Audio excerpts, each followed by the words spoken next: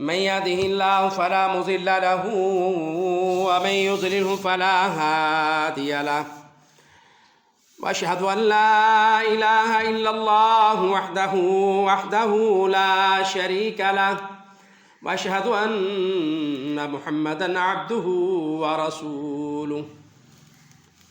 اللهم صل على محمد وعلى آل محمد كما صليت على إبراهيم وعلى آل إبراهيم إنك حميد مجيد. اللهم بارك على محمد وعلى آل محمد كما باركت على إبراهيم وعلى آل إبراهيم إنك حميد مجيد. أعوذ بالله من الشيطان الرجيم. بسم الله الرحمن الرحيم. يا أيها الذين آمنوا اتقوا الله حق تقاته ولا تموتن إلا وأنتم مسلمون. يا أيها الناس اتقوا ربكم الذي خلقكم من نفس واحدة وخلق منها زوجها وبث منهما رجالا كثيرا ونساء واتقوا الله الذي تساءلون به والأرحام إن الله كان عليكم رقيبا. يا أيها الذين آمنوا اتقوا الله وقولوا قولا سديدا يصلح لكم أعمالكم ويغفر لكم ذنوبكم ومن يطع الله ورسوله فقد فاز فوزا عظيما. أما بعد فإن أحسن الحديث كتاب الله وخير الهدي هدي محمد صلى الله عليه وسلم وشر الأمور محدثاتها وكل محدثة بدعة وكل بدعة ضلالة الضلالة في النار. قال الله تبارك وتعالى فقلت استغفروا ربكم إنه كان غفارا يرسل السماء عليكم مدرارا. وقال النبي صلى الله عليه وسلم لو أنكم كنتم توكلون على الله حق توكله لرزقتم كما يرزق الطير تغدو خماسا وتروح بطانا أو كما قال رسول الله صلى الله عليه وسلم.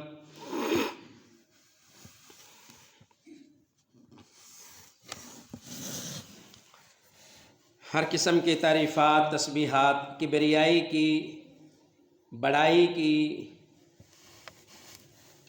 جلال کی، پاکیزگی کی باتیں اللہ احکم الحاکمین کے لیے ہے کہ حقیقی بادشاہ اور شہنشاہ وہی ہے، آسمانوں اور زمینوں کا رب اور مالک ہے، خالق ہے، انسانوں کا خالق بھی ہے، مالک بھی ہے، رازق بھی ہے.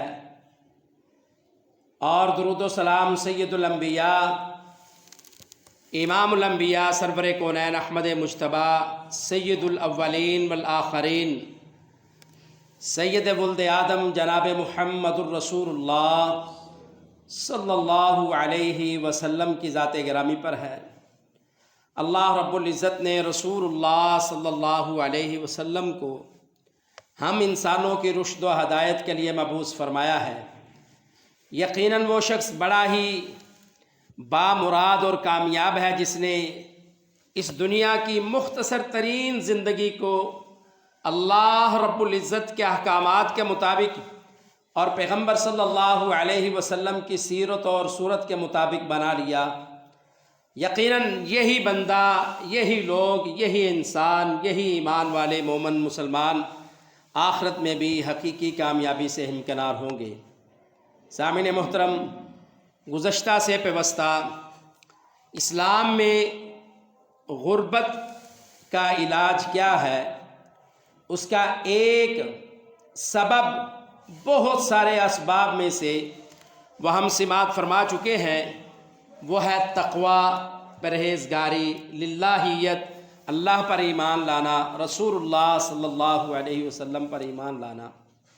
تو آج کے اس مختصر وقت میں ہم دوسرے اسباب میں سے چند ایک اسباب سیکھیں گے، اس کی تعلیمات حاصل کریں گے اور پھر ان کو اپنی زندگی کا عملی جامہ پہنائیں گے، اور اللہ رب العزت ان اسباب کی بنیاد پر، ان اعمال کی وجہ سے ہماری غربت کو دور فرما دیں گے۔ دوسرا سبب استغفار ہے، توبہ ہے، اللہ کے سامنے مجرموں کی طرح اپنے جرم قبول کرتے ہوئے اس کی کبریائی کا اعلان کرنا، اس سے معافی مانگنا، اس کے سامنے گڑ گڑانا، جھکنا، سجدہ ریز ہونا، جتنے بھی طریقے ہیں اللہ کو راضی کرنے کے، توبہ استغفار کے، ان کو عملی جامہ پہناتے ہوئے اللہ سے معافی کا طلبگار ہونا۔ اس وجہ سے بھی اللہ تعالی اپنے بندے کی، انسانوں کی، قوموں کی اللہ تعالی غربت کو ختم فرماتے ہیں، ان کی ضروریات کو پورا فرما دیتے ہیں۔ جتنی کسی کی ضرورت ہوتی ہے اللہ رب العزت اس کا انتظام فرما دیتے ہیں۔ قرآن کریم میں اللہ رب العزت نے سورۃ نوح کی آیت نمبر 10 اور 11 میں ارشاد فرمایا ہے، چونکہ انسان یہ قدم قدم پر اللہ کی نافرمانی کرتا ہے، اس سے غلطیاں، نافرمانیاں، نفسی خواہشات کے پیچھے چل کر اس سے اللہ کی نافرمانیاں سرزد ہوتی رہتی ہیں۔ کوئی انسان یہ نہیں کہہ سکتا کہ میں گناہوں سے مبرہ ہوں، مجھ سے غلطی نہیں ہوتی، مجھ سے کوئی کمی کوتاہی نہیں ہوتی۔ اس لیے جب تک یہ بندہ، یہ انسان، مسلمان، مومن اللہ کے سامنے اپنے گناہوں کا اقرار کرتا رہتا ہے، اللہ سے معافی صدق دل کے ساتھ توبہ استغفار کرتا رہتا ہے، اللہ تعالیٰ اسے دنیا میں بھی عزتوں سے نوازتا ہے، اس کی بے روزگاری کو بھی ختم کرتا ہے۔ اس کو اولاد کی ضرورت ہے، اللہ اولاد بھی عطا فرماتا ہے۔ بیٹوں کی ضرورت ہے، اللہ بیٹے بھی عطا فرماتا ہے۔ اس کو بارش کی ضرورت ہو، فصل کے لیے اللہ رب العزت آسمان سے بارشوں کا نزول فرما دیتے ہیں۔ یہ اللہ رب العزت نے سورۃ نوح کی آیت نمبر 10 اور 11 میں ارشاد فرمایا ہے۔ اللہ رب العزت فرماتے ہیں فَقُلْتُ اسْتَغْفِرُوا رَبَّكُمْ إِنَّهُ كَانَ غَفَّارًا، اپنے رب سے گناہوں کی معافی مانگو، بے شک وہ بہت بڑا ہے، معاف کرنے والا ہے۔ إِنَّهُ كَانَ غَفَّارًا، وہ معاف کرنے میں سب سے بڑا ہے۔ جتنا وہ معاف کرتا ہے، اپنے بندوں پہ راضی ہوتا ہے، اس ادا پر اس کی تو مثال ہی نہیں ہے۔ اے اللہ، ہم تجھ سے استغفار کریں گے، توبہ کریں گے، اپنے گناہوں پر شرمندہ ہوں گے، ندامت اختیار کریں گے، تیرے سامنے ہاتھ پھیلائیں گے، دامن پھیلائیں گے، تو ہم سے راضی ہوگا اور انعام کیا دے گا؟ فرمایا وَيُمْدِدْكُمْ بِأَمْوَالٍ وَبَنِينَ۔ اللہ اکبر۔ اللہ پہلے فرماتے ہیں یرسل السماء علیکم مدرارا، پھر میں آسمان سے، تم توبہ استغفار کرو، آسمان سے تمہارے لیے موسلا دھار بارش کو نازل فرما دوں گا،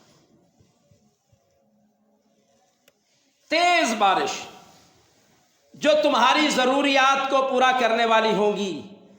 تمہیں اناج کی ضرورت ہے، تم اپنے رب کے سامنے گڑ گڑاؤ، استغفار کرو۔ تمہیں رزق کی کمی محسوس ہوتی ہے، اپنے رب کے سامنے استغفار کو لازم کر لو۔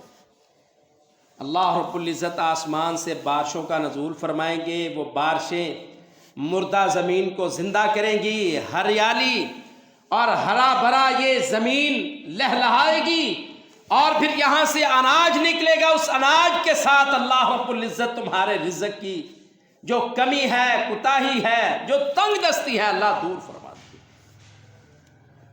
یرسل السماء علیکم مدرارا، یہ تو آسمان سے بارش برسے گی، پھر تمہارے رزق میں اللہ فراوانی کو، قحط سالی کو ختم کرتے ہوئے اور تمہارے رزق کی تنگی کو ختم کرتے ہوئے اللہ فراوانیاں عطا فرمائیں گے، اور ساتھ یہ بھی کریں گے وَيُمْدِدْكُمْ بِأَمْوَالٍ، پھر اللہ تمہاری بہت زیادہ کثیر وافر مال کے ساتھ تمہاری مدد فرمائے گا، وَبَنِينَ، اور تمہاری بیٹوں کے ساتھ مدد فرمائے گا، وَيَجْعَلْ لَكُمْ جَنَّاتٍ وَيَجْعَلْ لَكُمْ أَنْهَارًا، اللہ تمہارے لیے باغات ہی باغات بنا دے گا، تمہارے لیے اناج ہی اناج ہوں گے، تمہاری ضرورت سے زائد اللہ رب العزت استغفار کی وجہ سے تم پر راضی ہوتے ہوئے اپنے انعامات کی کرامات فرمائے گا۔ اللہ اکبر۔ تو اسلام غربت کو ختم کرنے کا جو طریقہ ہمیں بتلاتا ہے وہ یہ ہے کہ ہمیں کثرت سے استغفار کرنا چاہیے۔ اس کائنات میں آدم علیہ السلام کی اولاد میں سب سے بڑے سردار اور سب سے عزت اور احترام کے لائق میری مراد جناب رسول اللہ صلی اللہ علیہ وسلم ہیں، اور آپ کا طریقہ، آپ کے شب و روز، آپ کی زندگی کا یہ طریقہ تھا۔ نبی علیہ السلام فرماتے ہیں میں کسی ایسی مجلس میں نہیں بیٹھتا مگر میں اس میں اللہ تعالی سے کثرت سے استغفار کرتا ہوں۔ اور ایک حدیث میں آتا ہے کہ اللہ رب العزت سے میں 100 دفعہ سے زیادہ استغفار کرتا ہوں، کسی بھی مجلس میں نہیں بیٹھتا، جو بھی میری مجلس ہوتی ہے اس میں استغفار کرتا ہوں۔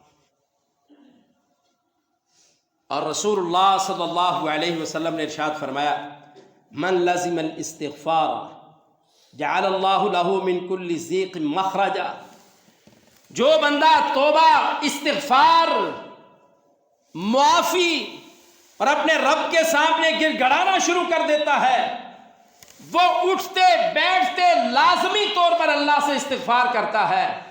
رسول اکرم صلی اللہ علیہ وسلم نے فرمایا اللہ تعالیٰ اس کو ہر تنگی سے، مصیبت سے نکلنے کے راستے فراہم کرتے رہیں گے، ہر تنگی سے اللہ اسے نکال دے گا، ہر مشکل سے نکال دے گا۔ رزق کی تنگی ہے اللہ فراوانیاں دے گا، اولاد کی تنگی ہے اللہ فراوانی دے گا، مال کی کمی ہے اللہ مال میں فراوانی دے گا، عزت میں کمی محسوس کرتا ہے استغفار شروع کر دے اللہ اسے دنیا میں عزت سے بھی نوازے گا۔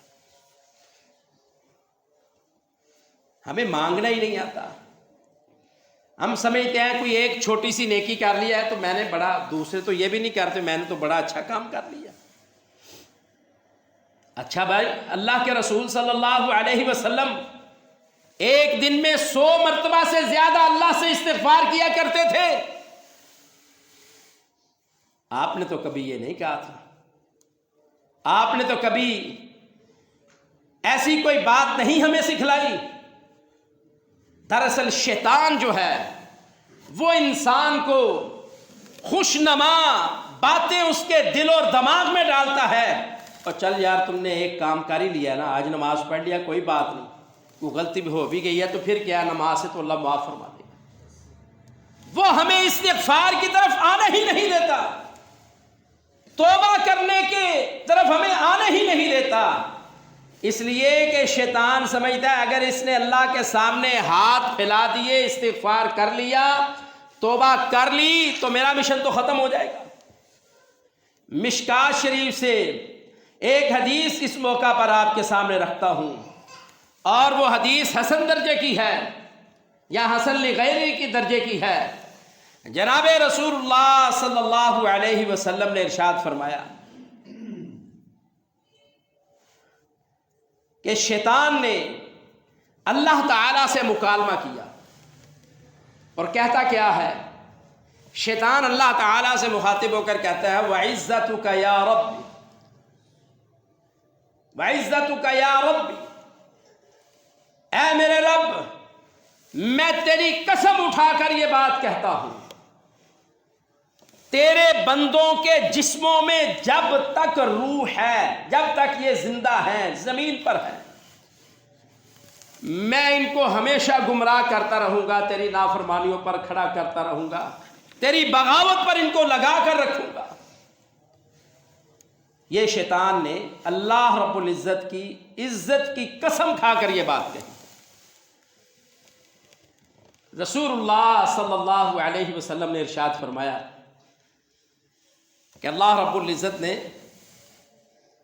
اس شیطان کو جواب دیا، فرمایا وعزتی وجلالی وارتفاع مکانی، اے مردود شیطان رجیم، ددکارے ہوئے شیطان سن، وعزتی، مجھے میری عزت کی قسم، وجلالی، مجھے میرے جلال کی قسم، وارتفاع مکانی، مجھے میرے بلند مقام عرش معلی کی قسم، جب تک تو میرے بندوں کو گمراہ کرتا رہے گا اور میرے بندے مجھ سے معافی مانگتے رہیں گے، میں اپنے بندوں کو معاف کرتا رہوں گا۔ اللہ تعالیٰ نے شیطان کے جواب میں 3 قسمیں کھائی، اور اپنے عزت کی قسم کھائی، اپنے جلال کی قسم کھائی، اپنے بلند مقام کی قسم کھائی، اور کہا جب تک میرے بندے مجھ سے معافی، استغفار، توبہ کرتے رہیں گے، میں اپنے بندوں کو معاف کرتا ہی رہوں گا۔ یہ اللہ رب العزت کا اپنے بندوں سے محبت کا انداز ہے۔ اے انسان، پھر تو اپنے رب سے کیوں دور ہے جو تجھ سے اتنی زیادہ محبت کرنے والا ہے، اتنی محبت کرنے والا ہے۔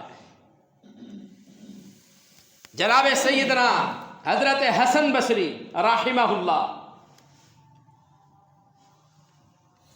ان کے پاس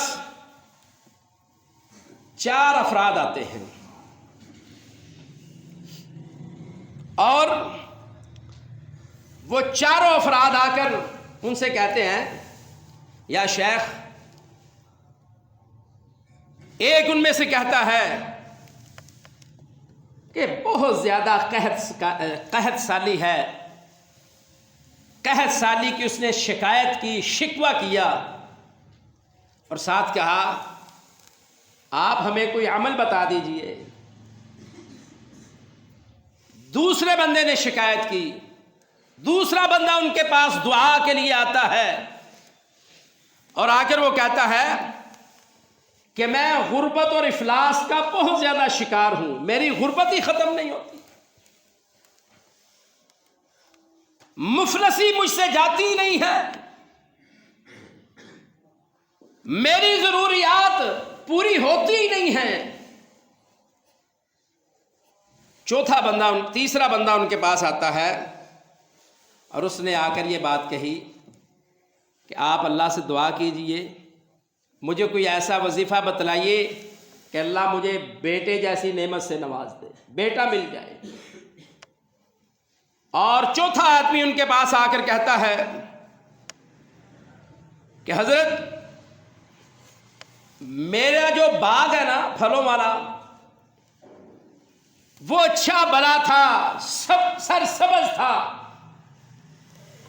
اب اس کی رونق ختم ہوتی جا رہی ہے، سوکھ رہا ہے، اور پھل دینے کے بجائے وہ نقصان کی طرف جا رہا ہے۔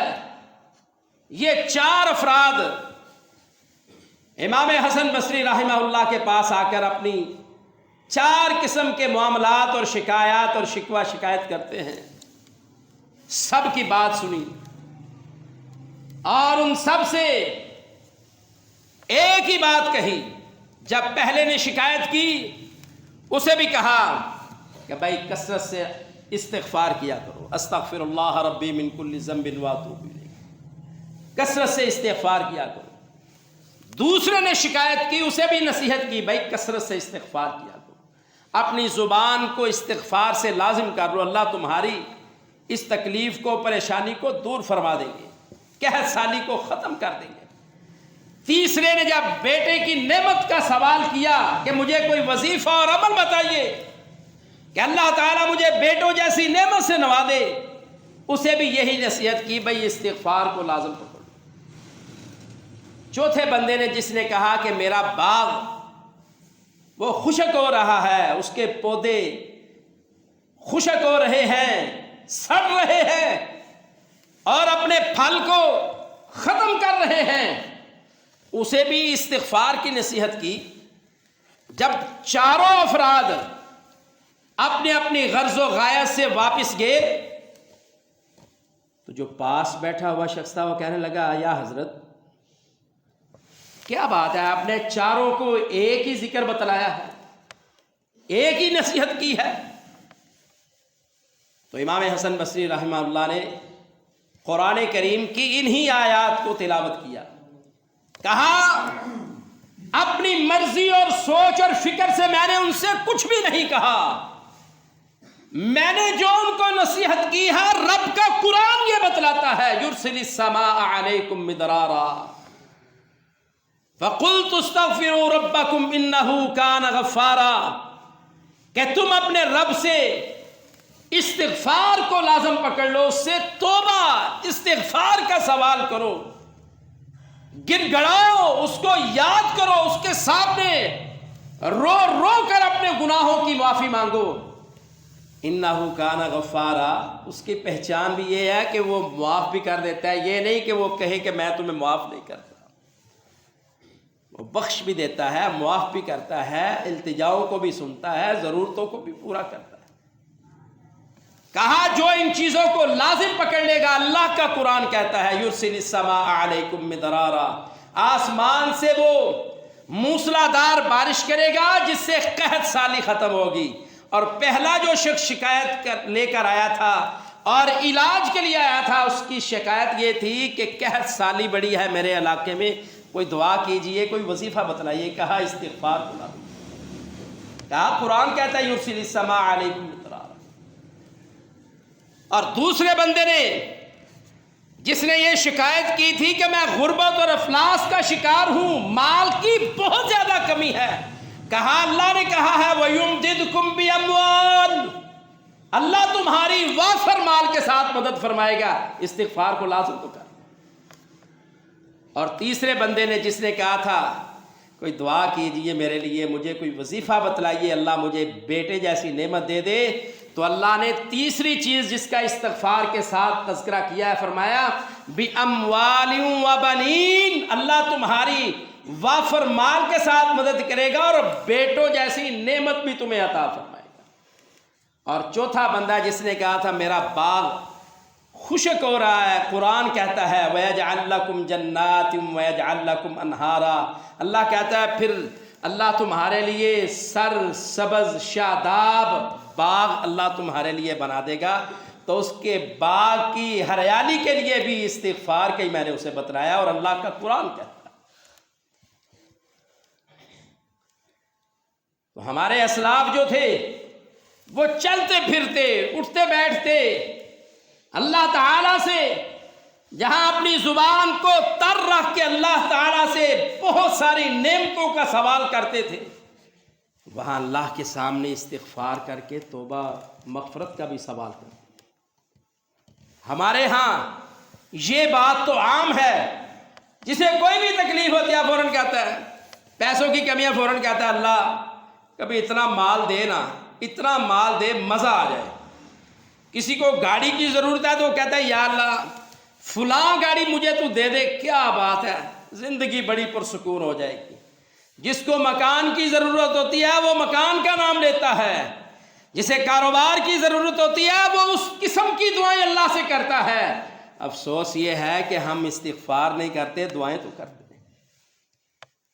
اور اگر خود اللہ کے سامنے اپنے جرم کا اقرار کرتے ہوئے اللہ کو رب اور بہت زیادہ معاف کرنے والا سمجھتے ہوئے اس سے استغفار کریں، پھر ہم اللہ سے کچھ مانگیں تو میرا رب ضرور دیتا ہے۔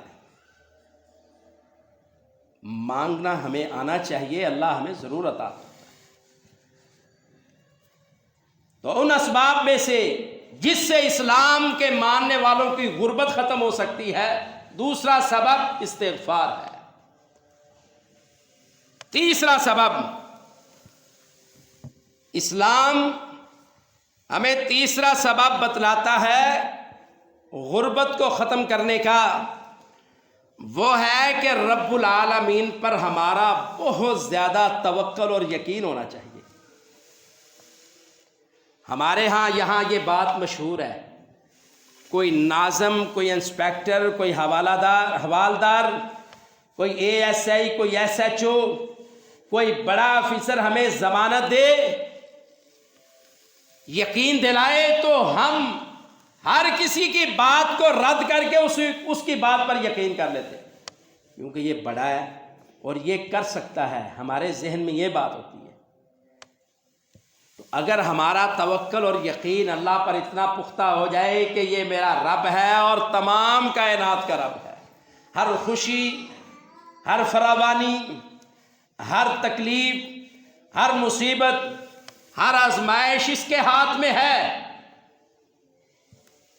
میرے رب کے ہاتھ میں ہے، اور اس پر ہم توکل اور یقین کر لیں تو پھر اللہ کے فضل سے یہ ہو نہیں سکتا ہم اللہ پر یقین اور توکل کریں اور اللہ ہمیں بے یار و مددگار چھوڑ۔ اللہ پر توکل اور یقین کرنا ان اسباب میں سے تیسرا سبب یہ ہے۔ جس طرح انسان کی صحت پر اور نیت پر اور جسم پر ان چیزوں کا اثر ہوتا ہے، سورج چڑھا ہے اس کی تپش سے انسان محسوس کرتا ہے کہ گرمی ہے، سورج نہ نکلے سردی کے موسم میں محسوس کرتا ہے کہ آج بہت زیادہ سردی ہے۔ اس طرح زندگی کے ہر معاملے میں اس کے احساسات ہیں۔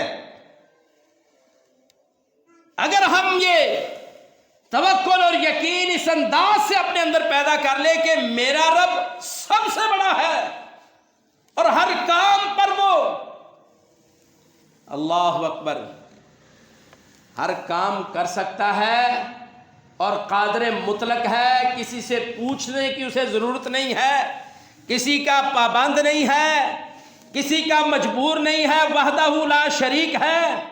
یہاں ایس ایچ او سے اوپر جو ہوگا وہ اس کو دبا لے گا، اے ایس آئی کو ایس ایچ او دبا لے گا، ناظم کو اس سے بڑا جو ہے وہ چیئرمین دبا لے گا، ایم پی اے کو ایم این اے دبا لے گا، ایم این اے کو کوئی بڑا منسٹر دبا لے گا۔ اللہ رب العزت کی ایسی ذات ہے جس کو نہ کوئی دبا سکتا ہے، نہ ڈرا سکتا ہے، نہ اس کو دمکا سکتا ہے۔ وہ ہر چیز پر اللہ الصمد، وہ ہر چیز سے بے نیاز ہے۔ اگر ہم ایسا توکل اللہ پر کر لیں جس طرح رسول اللہ صلی اللہ علیہ وسلم نے مثال دی ہے، سنن ترمذی کی 2344 نمبر حدیث اور امام البانی نے اسے صحیح کہا ہے۔ سیدنا عمر بن خطاب رضی اللہ تعالیٰ عنہ اس حدیث کے راوی ہیں، کہتے ہیں رسول اللہ صلی اللہ علیہ وسلم نے ارشاد فرمایا لو انکم کنتم توکلون علی اللہ، لو انکم کنتم توکلون علی اللہ، اگر تم اللہ پر اس طرح بھروسہ کرو، اس طرح بھروسہ کرو، حق توکلہ، توکلہ، جس طرح اس پر توکل اور یقین کرنے کا حق ہے، جس طرح اس کی ذات ہے، جس طرح اس کا رتبہ ہے، جس طرح اس کا جلال ہے، جس طرح اس کی شان ہے، اس کے مطابق ہم اللہ پر توکل اور یقین کر لیں تو رسول اللہ صلی اللہ علیہ وسلم نے فرمایا لَرُزِقْتُمْ كَمَا يُرْزَقُ الطَّيْرُ، تو پھر ضرور بن ضرور اللہ تمہیں رزق عطا کرے گا جس طرح پرندوں کو رزق عطا کرتا۔ اب آپ کہیں گے پرندوں کا، پرندوں اور انسانوں کی کیا مثال ہے؟ سنو، رسول اللہ صلی اللہ علیہ وسلم نے پرندوں کی مثال اس لیے دی ہے، فرمایا تغدو خماسن، جب وہ صبح اپنے گھونسلوں سے باہر نکلتے ہیں اور اڑ جاتے ہیں، ان کی پوٹیں، ان کے پیٹ بالکل خالی ہوتی ہیں، انہوں نے ایک دن کے لیے کوئی ذخیرہ نہیں کیا ہوتا۔ کتنا اللہ پر یقین اور توکل ہے، اللہ اکبر۔ اپنے گھونسلوں سے نکلتے ہیں تو ان کی پوٹیں، ان کے پیٹ خالی ہوتے ہیں، اور فرمایا وَتَرُوحُ بِطَانًا، جب وہ شام کو اپنے گھونسلوں میں واپس آتے ہیں اس وقت اللہ تعالیٰ نے ان کو پیٹوں کو اناج سے بھرا ہوا ہوتا ہے۔ اگر ہم اللہ کی ذات پر اس طرح توکل کر لیں کہ میرا رب ہے، وہ مجھے بھوکا سونے نہیں دے گا، وہ بیار و مددگار مجھے نہیں چھوڑے گا، یہ ہمارا توکل اس انداز سے ہو تو اللہ کی قسم غربت ختم ہی ہو جاتی ہے۔ پھر اللہ پر یقین ہو، پھر غربت کیسے رہے گی؟